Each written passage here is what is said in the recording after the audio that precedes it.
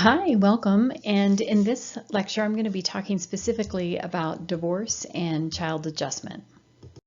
So I've got two slides about how children might respond to divorce. And so I want you to ask yourself, which of these statements are true regarding children's overall risk of divorce? Children of divorce are serious risk for maladaptation. And serious risk of maladaptation is often defined maybe in the form of clinically significant distress or impairment in social, occupational, or other important areas of functioning, or, for example, exceeding the clinical cutoff score on a measure like the child behavior checklist. So when we say maladaptation or serious risk, that's kind of what we're talking about. Okay, so the first one is children of divorce are at serious risk for maladaptation. The second one is most children display no serious difficulties after their parents' divorce. Third, substantial numbers of children of divorce are better adjusted than those from non-divorced households. And last, some children's lives are enhanced by their parents' divorce. Okay, same idea here. These statements are about long-term effects. Which ones do you think are true? Negative effects of divorce on children generally resolve soon afterward. Children may be adversely affected even into adulthood by parental divorce. And many of the negative effects associated with divorce exist well before the marriage ends.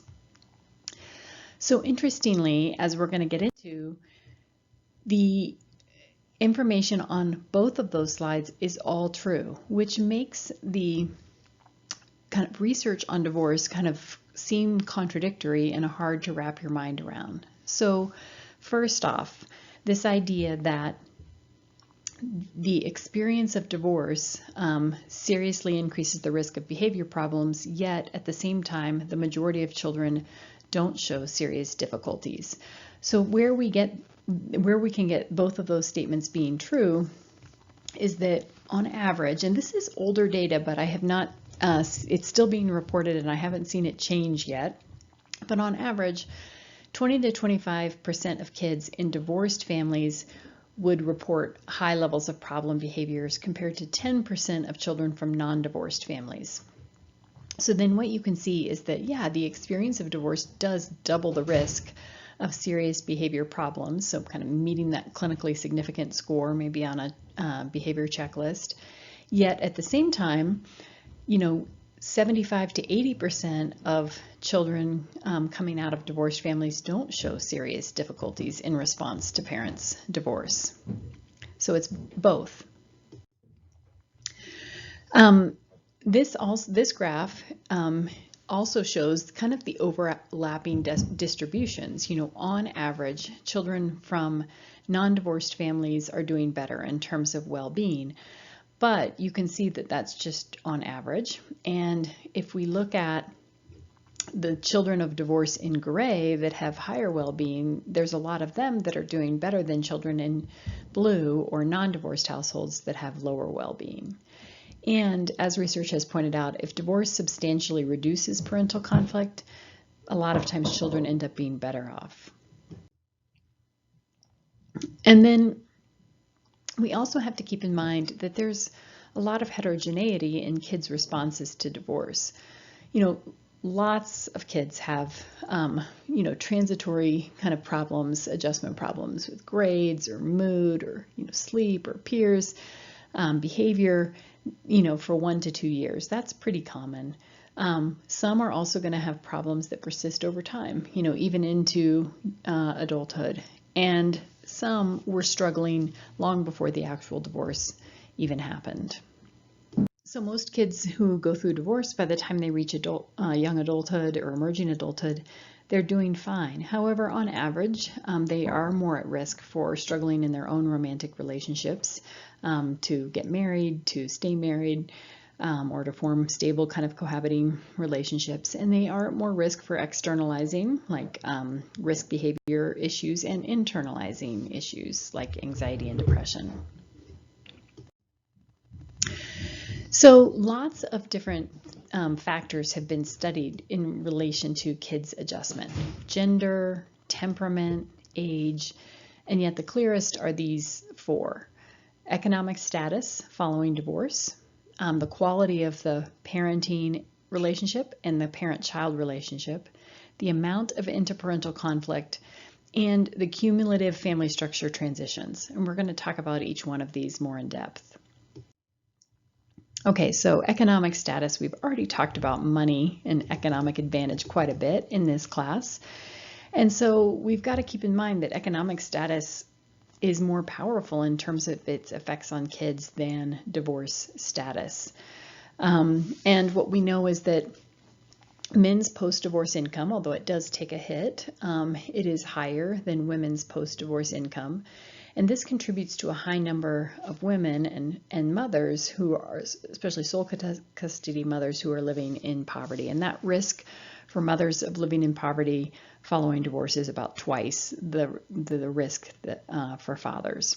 And so this comes about, we already know we have this wage gap between men and women. We also know it's a bigger gap if you're a mother and a father. So generally, fathers see a wage advantage, mothers see a wage kind of penalty. And so if you've got a heterosexual couple, already their wages have been, on average, diverging, although certainly we know that there are women, maybe I think 20% of dual earner households where women, dual earner heterosexual households where women are out earning men. But then basically if you have a mother who's been married and already earning less, we get divorced and her then income continues to decline. The man's also declines because maybe his wife was working and he doesn't have access to that, but he has more basically of ideal worker status and equity. He's already got a higher wage, and so he's not going to see the same economic or income decline. So I looked long and hard for a graph that would beautifully depict this and could not find one. This just shows data from the U.S. Bureau of Labor Statistics from 2012.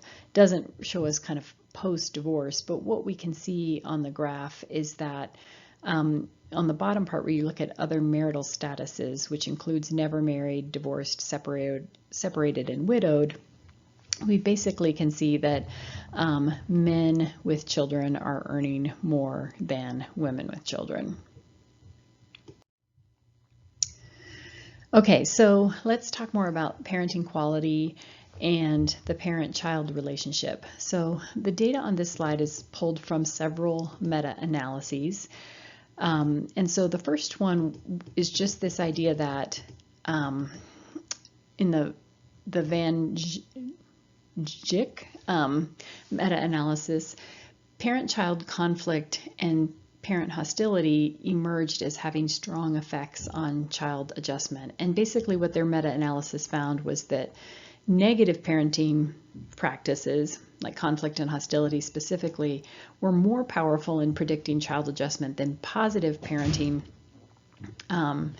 aspects like secure attachment or closeness or positive communication. Now, certainly deficits in those lead to issues as well, but it seems to be the negatives that have the more powerful effect. Additional research clearly on joint custody shows that there's, not a huge effect size for child adjustment, but a small positive effect for kids who are living in joint custody situations, especially for the father-child relationship. And yet, interestingly, even though joint custody is better for kids, sole custody parents are happier than joint custody parents. So kids do better when it's joint, parents like it better when it's sole. Let's talk more about interparental conflict. So what we can see from the left-hand graph is that in terms of co-parenting following divorce, it's estimated that about a quarter of couples have an amicable or friendly relationship, about a quarter of couples have a conflictual and contentious relationship continuing following divorce, and about the rest of the half tolerate each other but aren't particularly friendly. And on average, kids from couples whose parents are cooperating or amicable do show less problem behavior, but there were no differences for more contentious or just kind of tolerating couples. The graph on the other slide just shows the correlations between triangulation, interparental conflict, parenting quality, and child adjustment. And so basically, these are all interrelated. The correlations between interparental conflict, parenting quality, and child adjustment are consistent, but smaller. There is some evidence that parenting quality partially mediates the relationship between interparental conflict and child adjustment, meaning that, the thinking is that parents who are fighting with an ex, it kind of takes its toll on them, makes them irritable, angry, and that spills over into the parenting relationship and then causes poor child adjustment. However, it's just partial mediation, so it could also be that there's something else going on that's causing the parent to not fight well with their ex and also not communicate well or interact well with their child. Triangulation, parentification, or parental diffusion of boundaries is more moderately, so a little bit bigger, more moderately correlated with interparental conflict. And so it's important to know that when exes are having more intense conflict following a divorce, that they are at risk for using these triangulation, parentification, or other boundary diffusion strategies, which we know are harmful to kids, and we talked about in the family systems lecture. Okay, and then the last of these 4 areas that are the big factors influencing kids' adjustment following divorce is this idea of cumulative family structure transitions. And several of our readings thus far have mentioned the importance of stability for children and the negative effects of transitions in family structure, such as divorce, separation, cohabitation, remarriage. And in general, if you just do a count, right, on the number of family structure transitions a child has gone through, that count is correlated with problem behavior, lower emotional well-being, lower socioeconomic status in adulthood, and struggling more with relationship stability in adulthood. But we do see some differences. There's this heterogeneity in kids' responses, so some seem to be more affected by these transitions than others. Interestingly, it's some research suggests it's white and higher income kids who show more negative effects from these cumulative family structure transitions. It could be, for example, that for lower income families, economic disadvantage overrides the effects of family structure transitions, or economic advantage or disadvantage kind of overrides. So it brings up this question, if we're just doing simply a count of family structure transitions, we're not really specifying, more positive or more negative. So is a divorce the same as a remarriage? Is a separation the same as a new cohabitation? Is a newly formed cohabitation the same as a remarriage? So obviously these transitions can be qualitatively different. Some bring, for example, money into a relationship, into a household, some take money out of a household. And then of course there can be so much individual variation.